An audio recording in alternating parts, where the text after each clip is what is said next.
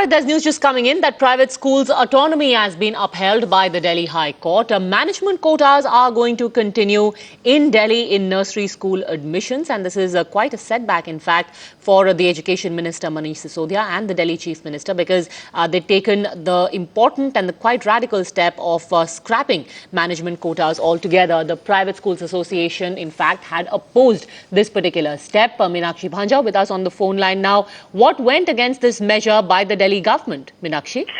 Well, Padmaja, that's an interesting question. And the primary finding of the Honorable High Court is that private schools essentially have a right to administer their own administration without any interference. The moot point of this judgment, Padmaja, the operative part that we are bringing to you as we speak, is that the autonomy of the private schools has been upheld by the Honorable Delhi High Court. And remember, this January 6th order of the Delhi government was something which the Kejriwal government had banked considerably upon. They had gone to the media, they had spoken very highly of it as a pioneering scheme for allegedly reforming education, and clearly that has met with a zipper before the Honorable Delhi High Court. There are other findings too, which we will bring to you once the order copy is uploaded, Padmaja. But for now, the primary finding of the Honorable Delhi High Court is the private schools have an autonomy. Their autonomy to administer has been upheld. Sorry to interrupt you. Let's listen to what the lawyer for the Private Schools Association had to say.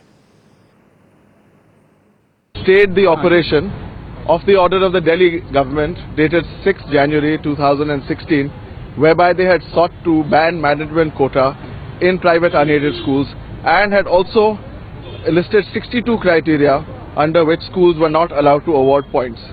The contention of the private schools has been accepted in as much as the court has held that prima facie it's of the view that these orders have been issued without any authority of law and that they interfere with the autonomy of private unaided schools under Article 19 of the Constitution of India.